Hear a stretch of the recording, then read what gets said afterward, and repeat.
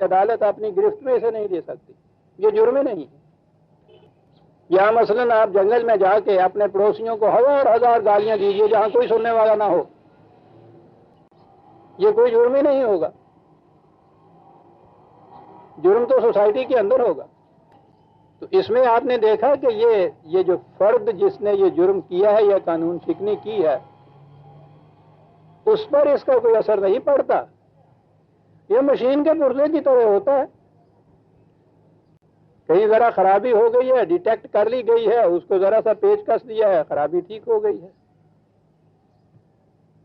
تو یہ جو نظریہ حیات ہے جسے قرآن نے پہلے کہا تھا کسی دنیا کا طبی زندگی کا نظریہ حیات، آج کی اصطلاح میں اسے سیکولر نظریہ حیات کہتے ہیں۔ اس میں قوانین کی یہ کیفیت ہوتی ہے، قانون کی پابندی کی یہ کیفیت ہوتی ہے، قانون شکنی کی یہ کیفیت ہوتی ہے، اور اس کے بعد جرم اور جرم کی سزا کی نوعیت یہ ہوتی ہے۔ یہ اس فرد کے اوپر اس کا کچھ اثر نہیں پڑتا۔ وہ الگ بات ہے کہ اگر ایسی سزا ہے جس سے اس کو مثلا کوئی عقوبت پہنچی ہے، تکلیف پہنچی ہے، تو وہ صرف تبھی تکلیف ہوتی ہے، اس سے زیادہ نہیں کچھ ہوتا۔ اور اگر وہ چھوٹ جاتا ہے، بری ہو جاتا ہے، گرفت میں نہیں آتا، تو اتنا بھی اس کے اوپر اثر نہیں ہوتا۔ دوسرا نظریہ زندگی جو ہے وہ ہے قرآن کا نظریہ۔ وہ یہ کہتا ہے کہ قانون کے معنی ہیں خدا کی مقرر کی ہوئی ویلیوز یا اقدار کے مطابق زندگی بسر کرنا، سوسائٹی کے بنائے ہوئے قوانین کی صورت نہیں ہے، خدا کی دی ہوئی اقدار یا ویلیوز کے مطابق زندگی بسر کرنا۔ یہ ویلیوز غیر متبدل ہیں، تبدیل نہیں کی جا سکتی۔ سوسائٹی کے نظام کا فریضہ صرف یہ ہے کہ وہ اپنے اپنے حالات کے مطابق یہ دیکھے کہ ان ویلیوز کو نافذ کیسے کیا جا سکتا ہے، ان پر عمل کیسے کرایا جا سکتا ہے۔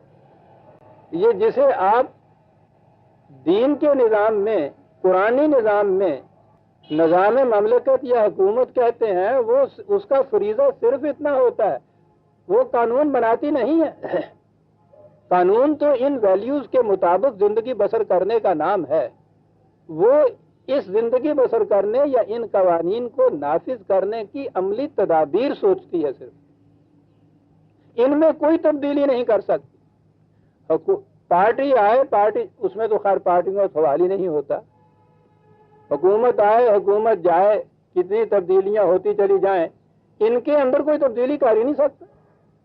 اس معاشرے میں رہنے والا جب یہ معلوم ہو کہ یہاں جو بھی نظام بننا ہے انہی لوگوں کا ہے جن کا اس پہ ایمان ہے کہ ان میں تبدیلی نہیں ہو سکتی، کس قدر سینس آف سیکیورٹی اس میں ہوتی ہے کہ صاحب اس میں کوئی تبدیلی کر ہی نہیں سکتا، یہ نہیں ہے، دوسرے آ جائیں، روز بدلتے چلے جائیں۔ میں اگر اس قدر کے مطابق زندگی بسر کرتا ہوں، یہ کبھی بھی جرم نہیں قرار پائے گا، اس لیے اطمینان ہے مجھے۔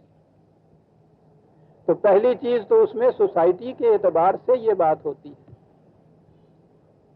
اور اگلی چیز ہے اہم، اور وہ یہ ہے کہ ان اقدار کے خلاف زندگی بسر کرنے سے انسان کی اپنی ذات پر ایک اثر پڑتا ہے۔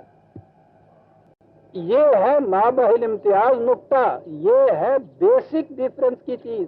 وہاں کوئی شے ایسی نہیں ہے جسم کے علاوہ جس پہ کوئی اثر پڑتا ہو، وہاں جسم کے اوپر ہی اثر پڑتا ہے۔ یہاں وہ شے، اور میں یہ پچھلے درسوں میں بتا چکا ہوں کہ وہ شے کیا ہے جسے قرآن نفس کہہ کے پکارتا ہے، بال خودی کہتا ہے، انسانی ذات کہا جاتا ہے، کچھ نام رکھ لیجئے۔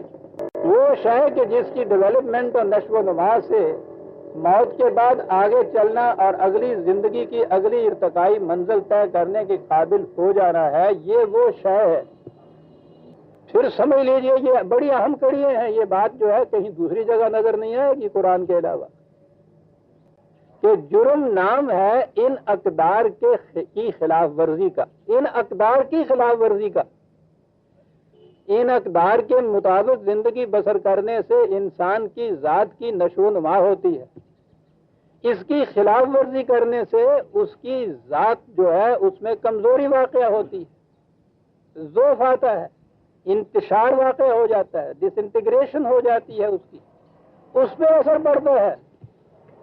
اب اس سے اگلی بات سمجھ میں آ گئی کہ کوئی دیکھنے والا ہو یا نہ ہو، پکڑنے والا ہو یا نہ ہو، عدالت موجود ہو یا نہ ہو، سزا ملے یا نہ ملے، اس کا اثر تو اسی وقت ہو گیا۔ یہ نہیں کہ جس وقت وہ عمل سرزد ہوا ہے، جب اس نے وہاں دوست کے سامنے بیٹھے یہ خیال دل میں کیا کہ یہ اگر اٹھ کے چلا جائے تو یہ میں گھڑی چرا لوں، تو جرم سرزد ہو گیا اس ذات کے نقطۂ خیال سے۔ وہ جو ہے نا کہ خدا دل میں گزرنے والے خیالات اور نگاہوں کی خیانت تک سے بھی واقف ہے، جو خدا کی واقفیت کا عملی مفہوم کیا ہے، مجھ پہ کیا اثر پڑتا ہے اس کا، واقف ہے، وہ ہے ہوا کرے، اور اس پہ تو ہمارا ایمان ہے۔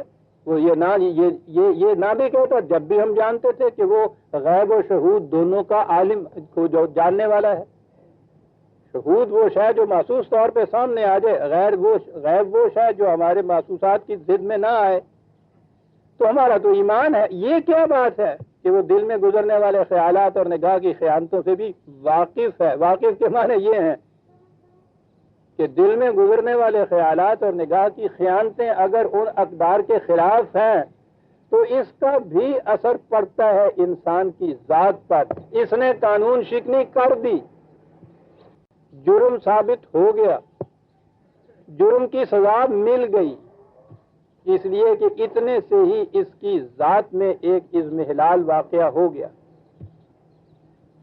یہ وجہ ہے کہ قرآن میں گناہ کے لیے یا جرم کے لیے ایک لفظ اسم آیا ہے، اہم۔ اسم کے معنی ہے ہر وہ شے جو اضمحلال یا ماندگی یا کمزوری پیدا کر دے۔ یہ کمزوری کس میں پیدا ہوتی؟ چوری کرنے والا تو مال چراتا ہے، گھی لے جاتا ہے، بڑا مزے میں پہلوان بنتا ہے، کمزوری جس میں تو نہیں ہوتی، یہ اس کی ذات میں کمزوری ہوتی ہے، اس لیے اس کو اسم کہا گیا ہے۔ تو جرم سرزد ہو گیا، سزا مل گئی۔ جنگل میں جا کے کچھ کہے، گھر کے کمرے میں تنہا بیٹھا ہوا کچھ کرے، دل میں اس کا خیال کرے، اگر وہ اقدار میں سے کسی قدر کے خلاف ہے، جرم سرزد ہو گیا اور اس کی سزا مل گئی۔ یہ اس کا ایک حصہ ہے۔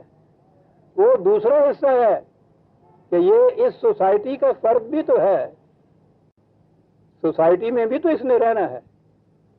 تو یہ ایک جرم ایسا وہی سوسائٹی کے نقطۂ نگاہ سے، سوسائٹی کے نقطۂ نگاہ سے یہ محض خیال کرنا جرم نہیں ہوا، اس نے چوری کی ہے، سوسائٹی کے نقطۂ نگاہ سے پھر اس کے لیے قانون ہوگا، وہ گرفت ہوگی، احتساب ہوگا، عدالت ہوگی، جرم ثابت کرے گی، پھر سزا دے گی، پھر اس سزا کی اس کو تکلیف پہنچے گی۔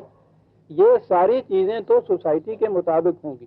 سوسائٹی کو قانون بنانے کی تو اجازت نہیں ہوگی، قانون کو انفورس کرنے کے لیے سوسائٹی اپنا نظام عدل اور احتساب قائم کرے گی، یہ سوسائٹی کا حصہ ہے۔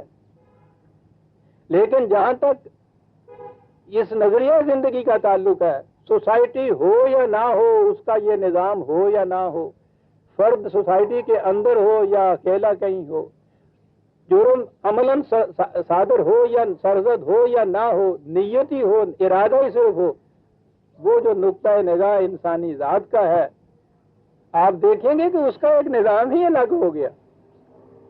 اب یہ دو چیزیں جب اکٹھی ہوتی ہیں تو فرد مسلمان ہوتا ہے اور معاشرہ اسلامی ہوتا ہے۔ یہ جو ہمارے ہاں یہ چیز ہوتی ہے نا کہ چور کے ہاتھ کاٹ دیجئے، صاحب زانی کو سنسار کر دیجئے اور جرائم بند ہو جائیں گے، سب غلط ہے۔ وہ سوسائٹی کا نظام اگر آپ بہترین بناتے چلے جاتے ہیں تو یہ سوسائٹی کا نظام ہے۔ جرائم سزاؤں سے بند نہیں ہوتے، جرائم اندرونی تبدیلی سے بند ہوتے۔ 100 سال بھی نہیں گزرا، انگلینڈ میں 26 جرائم ایسے تھے جن کی سزا قتل تھی۔ ایک پینسل چلا لینے پہ بھی سزا قتل تھی، موت کی سزا، معاف رکھیے گا قتل میں نے کہا، موت کی سزا تھی اور کوئی جرم بند نہیں ہوا تھا۔ آپ کے ہاں تو بھی قتل کی سزا موت ہے، روز پھانسی چڑھتے ہیں لوگ. اتنے جرائم